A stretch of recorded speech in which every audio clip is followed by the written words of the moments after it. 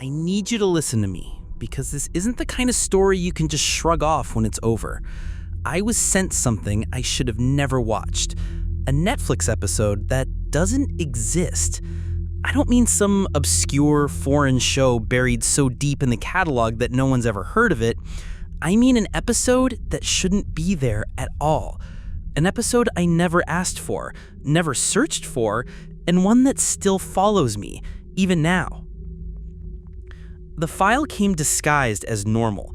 Same Netflix interface, same bright red splash of the logo, the familiar da-dum sound, except it wasn't right. That sound you know so well, it warped halfway through, stretched like someone was pulling it out, bending it until it cracked. It was the kind of noise that doesn't just hit your ears, it rattles in your teeth. And the screen? I still can't forget what I saw in that first frame. A man, or at least what looked like a man, sitting in a living room just like mine, his eyes locked directly on the camera, unblinking, as though he'd been waiting for me to show up. There was no dialogue, no music, no context, just him staring, like I had stumbled into a room where I didn't belong. Then the picture glitched, not in the way your Wi-Fi sputters or a stream buffers. This was intentional. His face stretched for a split second, too wide, too long, like the episode was testing how far it could pull reality before snapping back into place. And then he smiled, not in a way that felt human, but in the way an image smiles when it's been corrupted, pixels bending into something they were never meant to display. I should have turned it off. I should have shut down the app, deleted whatever link had been sent to me, pretended it never happened. But I didn't. And now I'm here telling you this because maybe if you hear it, you won't make the same mistake I did. I'll tell you everything I saw, but understand this. Once you know, you can't unknow.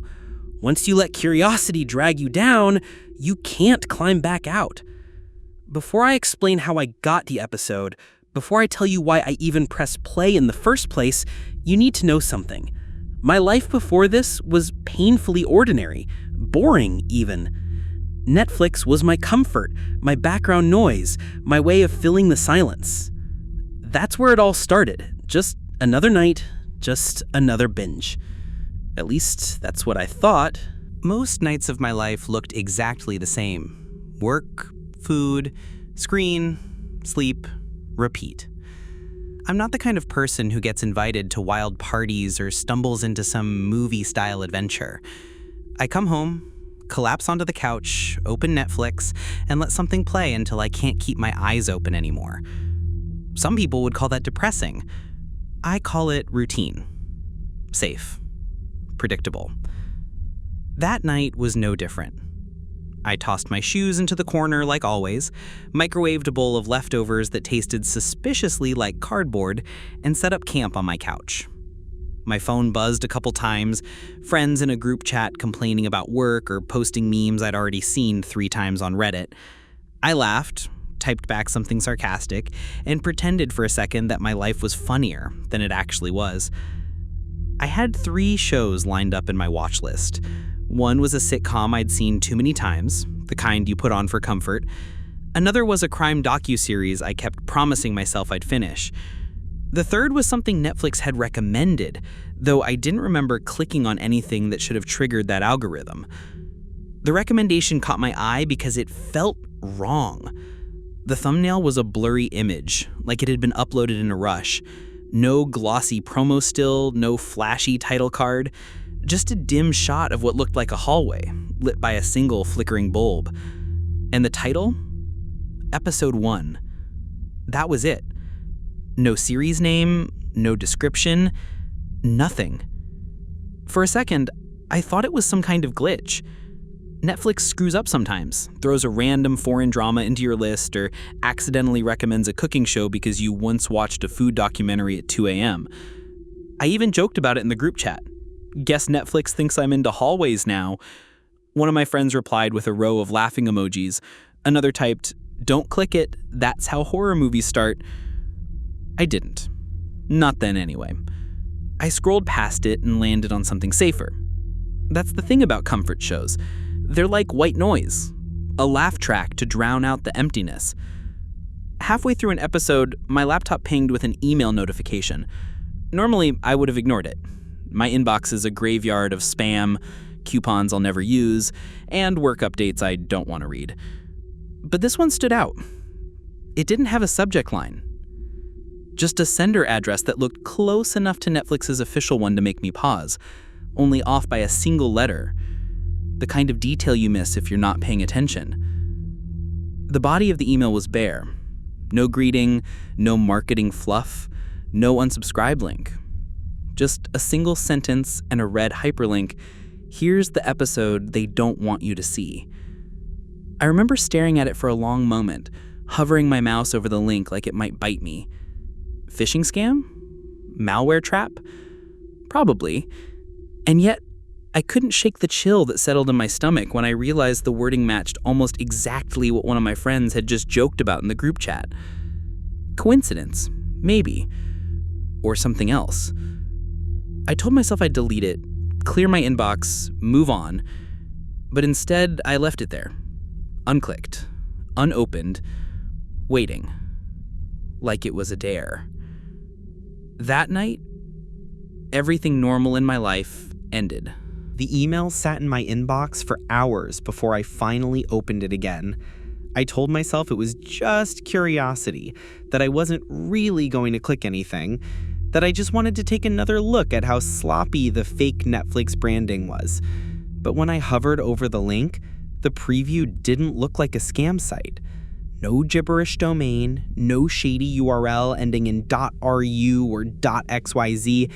It looked clean. The exact same formatting Netflix uses when they drop you a continue watching reminder. I actually laughed out loud. Yeah, okay, I muttered to myself. Netflix is just emailing me secret content now. Still, my hand wouldn't leave the mouse. There was something about that line, the episode they don't want you to see, that sunk claws into me. I tried to rationalize. Maybe it was an ARG. Netflix did those sometimes, little viral marketing campaigns meant to get people talking. Maybe I was just one of the random nobodies they picked for some test audience. I sent a screenshot to my group chat. Okay, which one of you geniuses is trolling me? One of my friends, Ash, replied almost immediately. That's not from us, dude. Don't click it. Another chimed in, seriously, look sus, probably malware. You'll fry your laptop. Ash followed up with, promise me you won't touch that. No joke. I stared at the screen, thumb hovering over my keyboard. I typed back, it looks real though, like really real. What if it's like unreleased content, leaked pilot or something? Ash confirmed, do you hear yourself right now? You sound like every idiot in those creepypastas you're obsessed with. Harsh but fair, Ash persisted. I'm serious. Don't watch it. The thing about warnings, they work like reverse psychology on me. The more someone tells me not to do something, the more my brain starts whispering, but what if you're missing out? That itch of FOMO is poison, and it spreads fast. I convinced myself I'd just click once, just to prove it was fake. If it threw me onto some scam site, I'd laugh, delete the email, and move on with my life. So, I clicked. The page didn't redirect to some shady corner of the internet. It opened Netflix, my Netflix, logged into my account with all my shows lined up like usual, except at the very top, above the flashy banners and autoplay trailers, was a single black tile. No artwork, no description, just the words, Episode 1. I froze. My heart was pounding hard enough that I could feel it in my throat. This wasn't just a weird recommendation anymore. This was sitting in my account, front and center, like it belonged there. Ash was still texting me, little bubbles popping up. Please tell me you didn't click it. I didn't answer. I hovered over the tile, expecting maybe a synopsis or runtime to appear. Instead, the screen flickered, like it was buffering, even though nothing had started. And then, without me hitting play, the episode launched on its own. For a second, I thought my laptop was glitching. The Netflix logo pulsed onto the screen, red against black. The sound followed, the familiar da-dum, except this time it was wrong again. Stretched, warped, like something breaking inside your speakers. My screen flickered once more, and then the episode began. I'll tell you what I saw, but you'll wish I hadn't. It started with a living room, empty, except for one figure, sitting on a couch. At first, I thought maybe it was just a hidden pilot for some forgettable Netflix original. The kind of show they churn out in bulk. Teenagers in pastel-colored houses, corny jokes about dating and homework, the usual. The opening scene even looked like one of those squeaky clean sitcom sets. A living room with bright curtains, a carefully placed rug, and a couch that screamed studio prop. Then the laugh track kicked in. Too loud, too sharp. Like someone had copied it from another show and cranked the volume to the point where it clipped. I almost flinched. The characters walked in, 3 teenagers, all smiling a little too wide, their teeth too white against the oversaturated lighting. A girl with blonde hair dropped her backpack and shouted, "I can't believe it's Monday again." The laugh track exploded. Not a chuckle, not polite laughter, a roar, deafening like a stadium full of people had just heard the funniest joke in history. I paused for a second. What the hell am I watching? But curiosity kept me still. The boy on the couch smiled at her and replied, "Mondays are just another chance to start fresh." His delivery was stiff, like he was reading cue cards. Another wave of laughter hit, this one lagging a second too late, like the timing was off. It went on like that for a few minutes. Characters walked in, spouted painfully bland lines, and the laugh track screamed on cue. Or sometimes not on cue at all. One time a character just looked at the fridge and the audience cackled like it was the most hysterical thing they'd ever seen. And then there were the stares. I didn't notice them at first, just small slips, an actor holding eye contact with the camera a beat too long before turning to another character. Then it happened again and again, until finally one of them looked directly at me. Not at the camera, at me. Like he knew I was sitting there in the dark, watching. His smile lingered until it twitched, his lips dragging wider than his face should allow. The screen flickered for a second, just static, barely noticeable. When the picture came back, the set had changed slightly. The rug was the wrong color, the picture frames on the wall showed blurred images like distorted family portraits. I typed in the group chat, "You guys, this is insane. It's like a fake sitcom. Feels off though." Ash replied instantly, "You're still watching it? Dude, close it now." But I couldn't. The show had its hooks in me. The blonde girl walked toward the camera, her face frozen in a smile. The laugh track didn't play this time. She tilted her head and said, "Are you comfortable?" My stomach dropped. I didn't breathe for a second. She'd said my name, my actual name. Not something generic, not some coincidence. I scrambled to check if maybe my Netflix account had pulled my profile name somehow, but that didn't explain the next part. Because the boy on the couch pointed to the corner of the set and added, "That's where you keep your chair, isn't it?" I turned. They were right. My chair. The same one sitting in the corner of my living room, visible in the glow of my laptop screen. The laugh track erupted again, this time glitching, playing the same burst of laughter 3 times in a row, overlapping until it sounded like screams. I tried to pause the episode. Nothing happened. I hit escape. No response. The controls were frozen like Netflix had locked me in. On screen, the girl leaned closer until her eyes filled the frame. Her pupils were huge, swallowing the whites, and she whispered, "You shouldn't be here." Then everything went back to normal. The set reset itself, characters carried on with their banal dialogue, and the laugh track resumed its jarring bursts. If not for the pit in my stomach, I might have thought I'd hallucinated the whole thing. But it didn't stop there. The glitches became more frequent. A character's face froze mid-sentence, jaw half open, before it snapping back into motion like nothing happened. Another character's voice dropped into a deep guttural pitch for one word, then returned to normal. The picture frames on the wall slowly sharpened, revealing images of rooms that weren't part of the set at all. But one of them looked like my bedroom. I wanted to shut the laptop, to cut the power, but I didn't. Instead, I kept watching, transfixed. It was like the episode knew me, was rewriting itself for me. A joke fell flat on screen. The laugh track didn't play this time. The silence stretched, heavy, until finally the boy looked up again.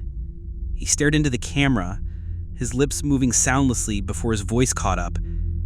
"We know you're still watching." I swear he blinked in sync with me. That was when the episode shifted. The lights in the sitcom set flickered, dimming until the pastel palette bled into shadow. The laugh track cut off mid-cackle, leaving a silence so heavy like it felt like a weight pressing against my chest. And then the screen went black. When the screen went black, I thought maybe the episode had crashed.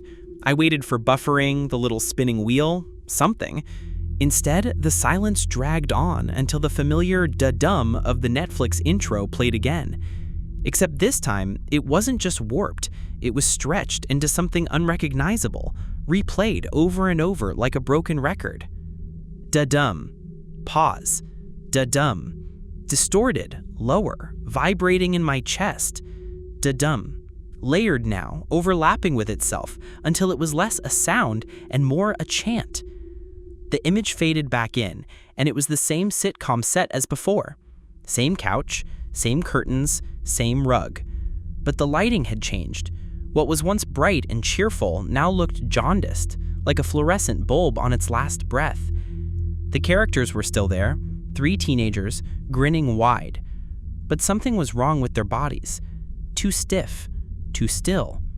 Their smiles held a fraction too long, their eyes blinking out of sync like puppets waiting for someone to pull the strings.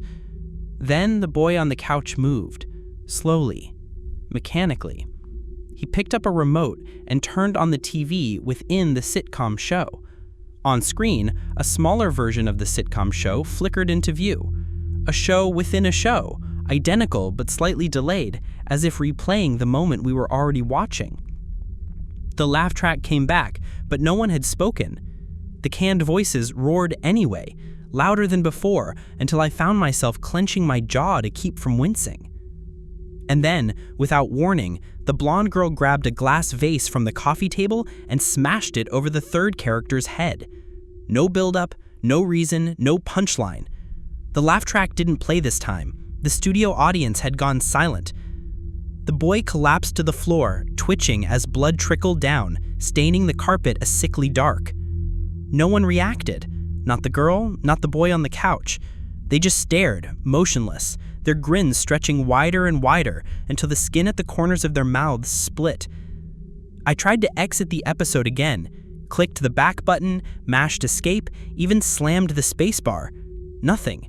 The controls were gone, stripped from the screen as if Netflix didn't want me leaving. On screen, the extras, background characters I hadn't paid much attention to, began turning one by one until they were facing the camera. Not the actors, not each other. Me. Their eyes were voids, hollowed out, and the silence they held was suffocating. I felt my throat dry up. The warped da-dum sound played again, overlapping itself into a chorus of distorted echoes, and then the boy spoke. "Do you like it?" I froze. His voice was still too flat, like he was reading off a script, but the words weren't written for the scene. They were aimed at me. The girl knelt beside the twitching body, dipped her hand into the spreading pool of blood, and smeared it across her face like war paint. "You shouldn't have clicked," she said. The extras, still staring, repeated it in unison. "You shouldn't have clicked." The sound rattled my headphones. I yanked them off, but the voices kept going, tinny and faint, leaking from the laptop speakers even though they were disabled. The boy leaned closer toward the camera, pupils blown wide, mouth moving too slowly for the words that followed. The more you watch, the harder it is to stop. I felt the room tilt around me, like gravity itself had shifted. A part of me wanted to slam the laptop shut, throw it against the wall, end it before it got worse. But another part, a stronger, uglier part, was hooked. Because if there were rules to this thing, I needed to know what they were. And the episode wanted me to. The girl stood, wiping her bloody hand on her skirt, and walked toward the set's front door. She opened it, and beyond wasn't another room or even a hallway. It was darkness, pure, endless black. And in that black, shapes moved. Tall, faceless silhouettes, bending in unnatural ways. One of them stepped forward, its outline jagged, like bad reception. The laugh track kicked in again, hysterical, booming, like the audience thought this was all part of the show. I whispered to myself, "This isn't real." The boy on the couch looked directly at me and replied, "It's as real as you make it." I swear his lips didn't match the words. Someone else spoke them through him, like a ventriloquist with a broken doll. I checked the group chat. My phone buzzed with a dozen new messages from Ash. "Are you still watching? Don't let it finish. Please, listen to me." I typed back, "I can't stop it." The next thing on screen made me drop my phone. Because the smaller TV inside the show, the one mirroring everything, was no longer delayed. It was ahead. It showed me lifting my phone, typing those exact words seconds before I actually did it. The boy stood up from the couch, walked to the TV, and placed his hand on the glass. "We're closer than you think." The warped da-dum rattled again, slower this time, like a heartbeat. My stomach lurched when the blonde girl spoke again. "They hide it, buried deep in the code. We're not supposed to be here, neither are you." Extras nodded in unison, mouths opening in silence, eyes fixed on me. I felt sick. Netflix didn't make this, couldn't have. This wasn't content, it was intrusion. Something seeping through, leaking out of wherever it belonged. The boy tilted his head, smiling too wide. "They'll tell you it's a glitch. They'll tell you it's an ARG. But we know the truth." The warped chorus of da-dum echoed again, but this time I swore I heard whispers underneath it, words I couldn't make out. I tried everything, Alt F4, Task Manager, even holding down the power button, nothing worked. The screen pulsed brighter, locking my reflection in with the characters. And then the boy said, "It's your turn now." The episode didn't end. It just kept going. And I couldn't look away. I snapped. The sick curiosity that had held me in place finally cracked, and panic surged through me like ice water. I slammed the laptop shut, the sound echoing too loud in my apartment. For a moment, relief washed over me, until I noticed the glow. The light still leaked through the thin seam where the lid met the keyboard. I opened it again, praying the screen had gone dark, but the episode was still playing, unfazed. The boy on the couch smirked, like he'd been waiting for me to try. I yanked the power cord out of the wall. Nothing. I held down the power button until my finger ached. The picture flickered, distorted, but didn't shut off. It only grew clearer, as though feeding on my desperation. That's when the smaller TV inside the show changed. It wasn't mirroring me anymore. It was predicting. I watched in horror as the screen displayed me standing up, moving across the room, reaching for the modem, seconds before I actually did it. I tore the modem's cords free, sparks popping, the apartment plunging into silence. No internet, no signal. And yet, the episode didn't stop. The warped da-dum sound rumbled like distant thunder, vibrating through the floor. On screen, the blonde girl looked at me and whispered, "That won't help." I hurled the laptop at the wall. Plastic cracked. The screen fractured into spiderweb lines, but the episode continued to play, bleeding through the broken pixels like it was etched into the glass itself. My phone buzzed violently in my pocket. Ash. I answered on the first ring, my voice shaking. "It won't stop, Ash, it won't stop." He cut me off, breath ragged. "I'm seeing it too." I froze. "What?" I was just scrolling and it popped up. Same title, same thumbnail. I thought maybe I was imagining it, but it's playing, man. I didn't even press play. They're saying my name. I staggered back, heart pounding so hard it hurt.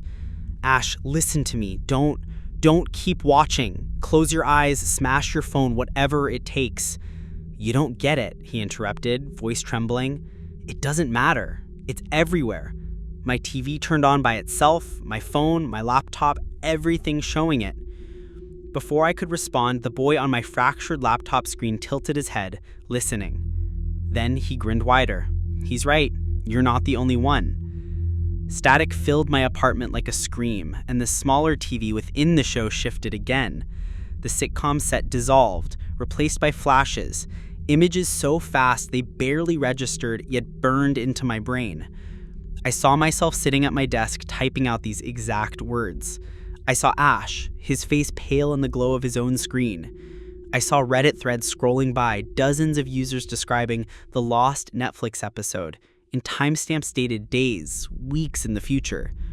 And then I saw something worse.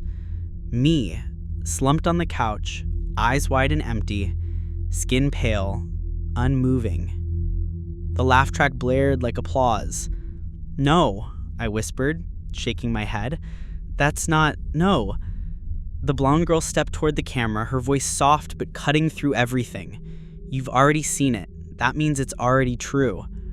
My phone crackled. Ash screamed through the line. "It's showing me dead, man! It's showing me dead!" His voice broke into static, then silence. I stared at the broken screen. My reflection was there now too, faintly overlaid with the characters. For the first time, I realized my movements were just a half beat behind theirs, as if I was the copy, not them. I whispered, "What do you want from me?" The boy on the couch leaned forward, eyes locking onto mine. "We want you here." The extras began chanting again, hollow voices in unison. "Stay, stay, stay." I tried every exit. Restart, hard shutdown, even pulled the battery out of my phone and tossed it across the room. But the chanting didn't stop. The distorted da-dum sound rumbled in the air, vibrating in my chest like my ribs were the speakers. It wasn't just playing anymore. It was bleeding into reality. I looked back at the screen one last time, and that was when I knew the truth. Because I wasn't just watching the episode. I was in it. At first it was subtle, a flicker in the glass, a trick of light. I told myself the cracks in my laptop screen were playing games with my eyes. But when I leaned closer, I saw it clearly. My reflection, faintly layered over the characters.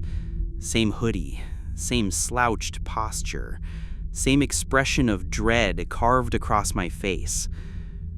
The boy on the couch moved his hand, slow and deliberate. And at the exact same time, I moved mine. Or maybe it was the other way around. I couldn't tell anymore. My reflection didn't lag behind the actors. It lagged behind me. The blonde girl tilted her head and smirked. "See? You're catching on." I stumbled back, heart hammering, but the extras shifted with me. Every time I opened my mouth, they whispered the same words in perfect sync, a chorus of hollow echoes. My own voice stretched thin and replayed through them like I was rehearsing lines I'd never agreed to read. I muttered, "This isn't happening." The extras' mouths opened wide. "This isn't happening," they chorused. The sound wasn't coming from the laptop anymore. It was in the room, behind me, around me. I spun, but my apartment was empty. Or maybe it wasn't. The shadows clung too thick in the corners, bending like something was hiding inside them. I turned back to the screen, and that's when I saw it. flickers of faces in the background, blurred but distinct. Not the actors, not the extras. Faces in the dark rows where a studio audience would be, watching, blinking. And some of them weren't strangers, because I recognized one, Ash. He sat in the audience, pale and trembling, eyes locked forward. He didn't blink, didn't move, just stared. And then the boy on the couch leaned in so close that his eyes filled the broken glass of my screen. If you're still watching, they already know who you are. The laugh track roared to life again, but it wasn't laughter. It was screaming, guttural and raw, chopped into jagged loops. I pressed my palms to my ears, but the words still seeped through, burrowing into my skull. They know you. They see you. They'll take you. The blonde girl pointed directly at me. Or maybe not at me. Maybe at you. Because then she said, "You there. Yes, you. Don't think you're safe because you're on the other side of the screen. You're already part of it. You wouldn't still be here if you weren't." My breath caught. I realized she wasn't talking to me anymore. She was talking to you. The audience, Mr. Dread's audience, the ones listening, watching, leaning forward right now because you want to know how this ends. Her smile widened, eyes unblinking. You feel it, don't you? The weight in your chest, the pull. You'll keep listening because you have to. Because once you hear the story, it belongs to you too. I staggered back, shaking my head. No, stop, don't drag them into this. But the extras parroted me again. Don't drag them into this. And then the screen showed something new. Your room, your hands, your reflection glowing back in the glass of your device, as if the episode had already reached through. I wanted to scream, to warn you, to shut it all down before it got worse. But my voice didn't belong to me anymore. Because the boy on the couch spoke with my voice. The blonde girl mouthed my words before I said them. And my reflection smiled, even though I didn't. I wasn't a viewer now. I was a character. A role written without my permission. And you, whether you want to believe it or not, you're next. The laugh track swelled again, a tidal wave of howling, distorted glee. And then everything cut to black. It ended with silence. No music, no credits, no next episode countdown, just a freeze frame. And in that frame was me. Not the actors, not some character meant to represent me. Me, sitting in my dimly lit room, hunched in front of the laptop, face washed pale by the glow of the screen. Third person, like a camera had been recording me the entire time, waiting for this moment.